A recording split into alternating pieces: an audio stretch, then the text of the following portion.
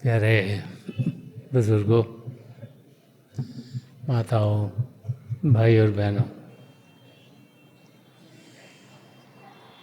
हम सब की यही कोशिश रहती है कि हम पिता परमेश्वर की नज़दीकी पाएं। इंसान जब ज़िंदगी को जी रहा होता है और उसमें उसको तकलीफ़ें दिखनी शुरू होती हैं,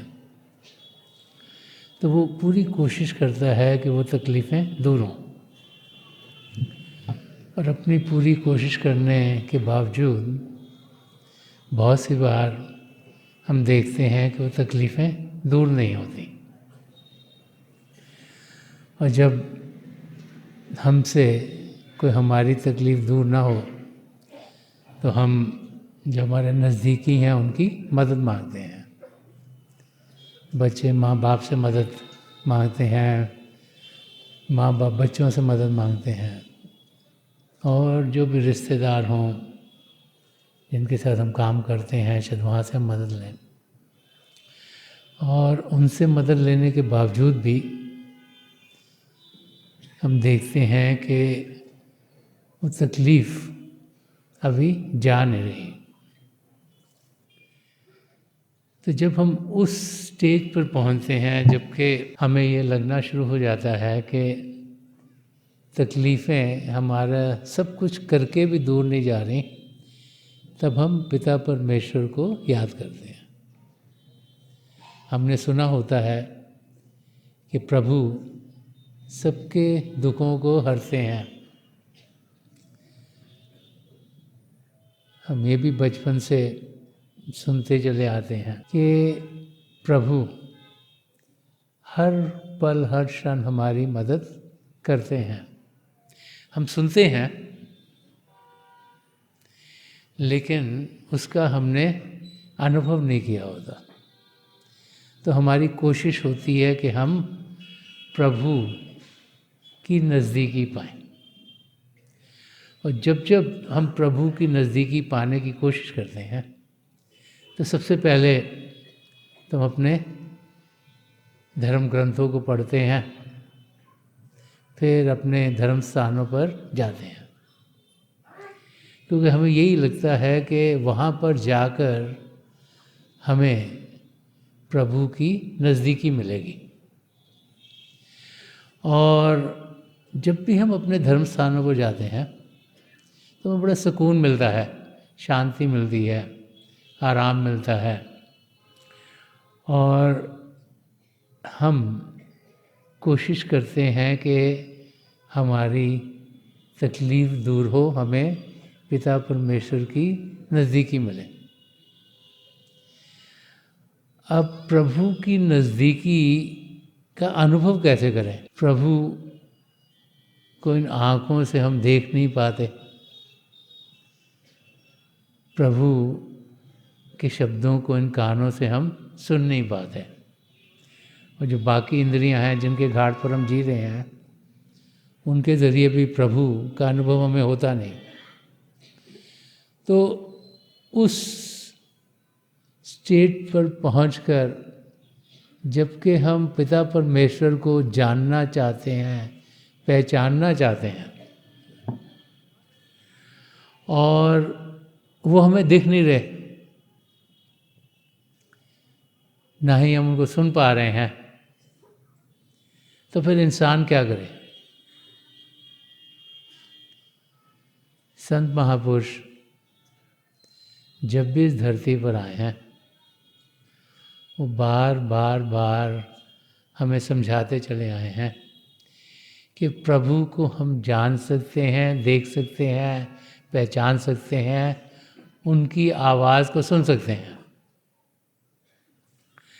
अब जब ऐसी चीज़ें हमें सुनने को मिलती हैं, पढ़ने को मिलती हैं, तो उसका अनुभव हम कैसे करें? संत दर्शन सिंह जी महाराज, जिन्होंने बहुत कुछ अध्यात्म के बारे में कहा है, जिन्होंने बहुत कुछ समझाया है अपने शेरों के ज़रिए, लफ्ज़ों के ज़रिए कि हम प्रभु का अनुभव कैसे करें। हम इंसान हैं, मन इंद्रियों के घाट पर जीते हैं, सोचते हैं कि शायद उसके ज़रिए ही हमें प्रभु के दर्शन होंगे, कि इन आँखों से ही शायद प्रभु को देखेंगे, इन कानों से ही उनकी आवाज़ को सुनेंगे। तो संत दर्शन सिंह जी महाराज ने एक शेर में बड़ा खोल के समझाया है। वो रास्ता जो संत महापुरुषों का रास्ता है, वो रास्ता जो कि हर एक इंसान के लिए है, चाहे वो किसी भी धर्म में हो। वो रास्ता जो कि हमें यहाँ जीते हुए प्रभु का अनुभव करवाता है। संत दर्शन सिंह जी महाराज ने एक शेर में फरमाया है, तालिबे जलवा तेरे दिल से बहुत नज़दीक है। तालिबे जलवा तेरे दिल से बहुत नज़दीक है, चश्मे ज़ाहिर भी से कोसों दूर हैं अनवारे दोस्त। कि चश्मे ज़ाहिर भी से कोसों दूर हैं अनवारे दोस्त। तो संत दर्शन सिंह जी महाराज में समझा रहे हैं कि जो प्रभु हैं, जो उनका जलवा है, जो उनकी रोशनी है, जो उनकी शक्ति है, जो सारे दुखों को हर लेती है, कि वो तेरे दिल से बहुत नज़दीक है।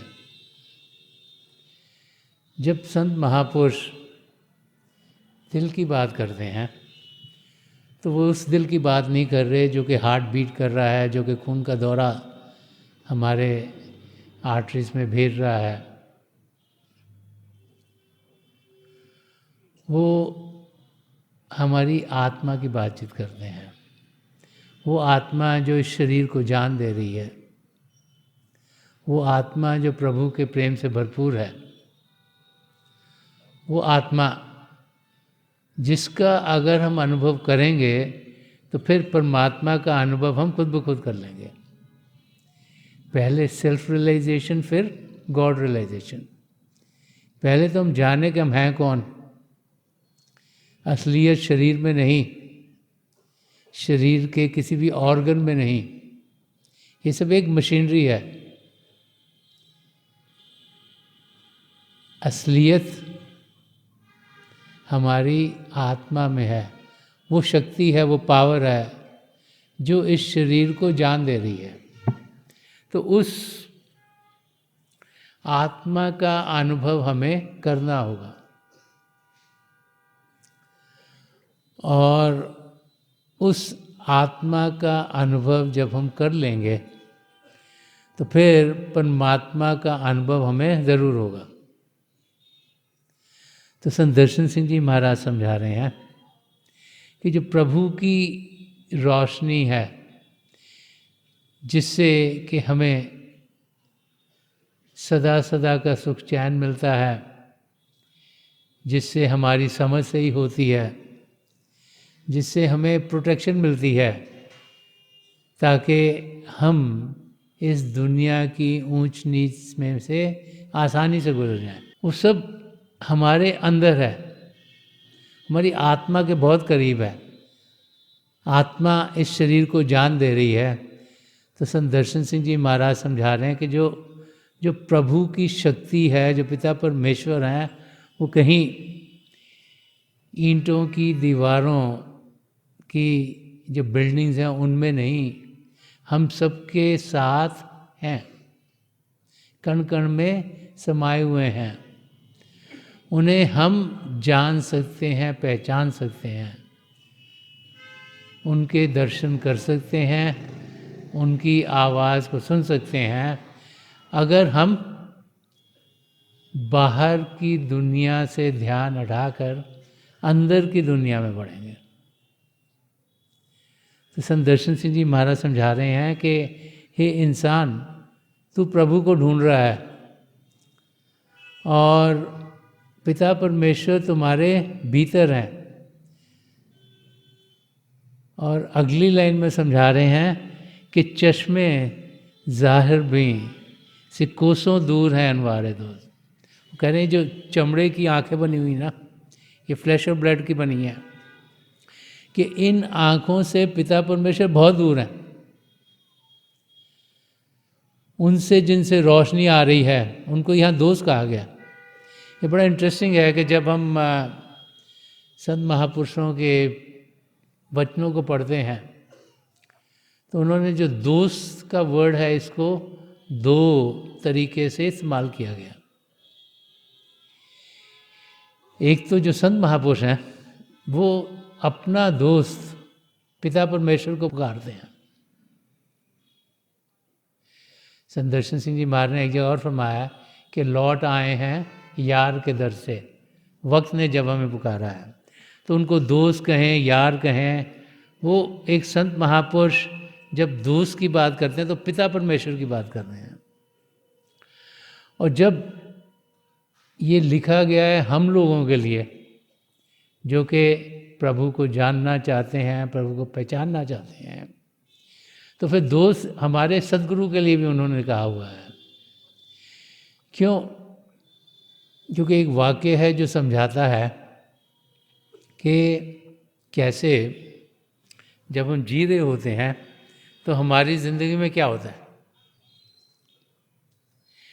ज़्यादातर एक बच्चा एक घराने में पैदा होता है।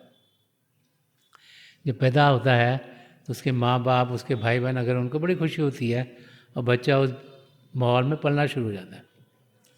अब बच्चे को मदद उसके भाई बहनों से मिलता है, उसके माँ बाप से मिलता है, आज अगर स्कूल में जाता है उसके टीचर से मिलता है, उनसे वो सीखता है।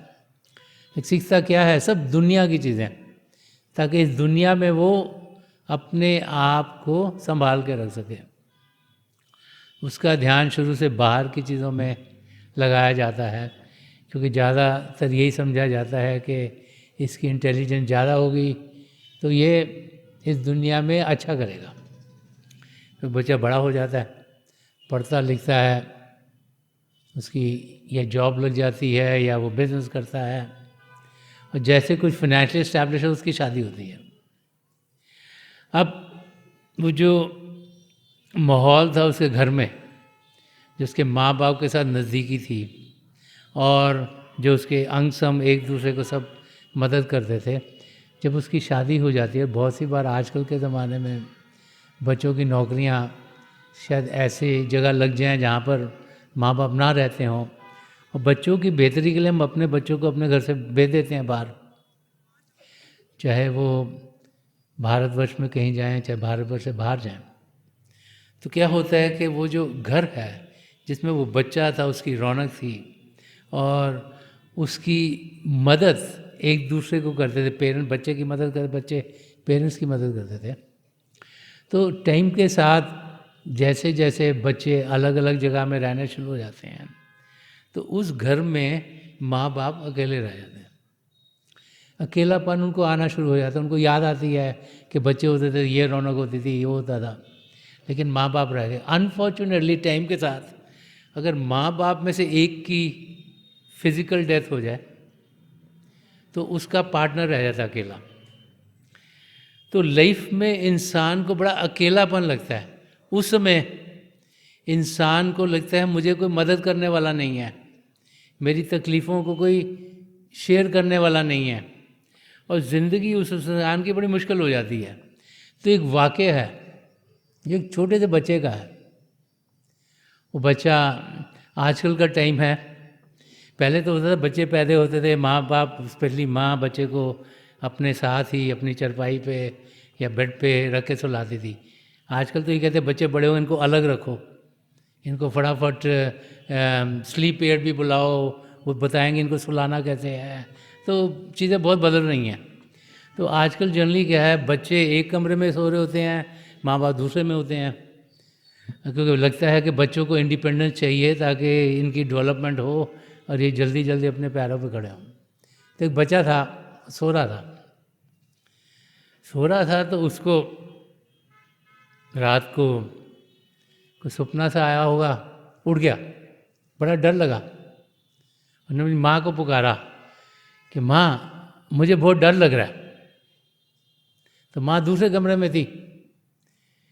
तो माँ ने कहा कि बेटा फिक्र मत कर, डरने की क्या बात है, प्रभु तेरे साथ हैं, तू सो जा। अब बच्चे ने सोने की कोशिश की, उसको फिर नींद नहीं आई। उसने फिर आवाज़ दी कि मम्मी मम्मी मुझे बहुत डर लग रहा है।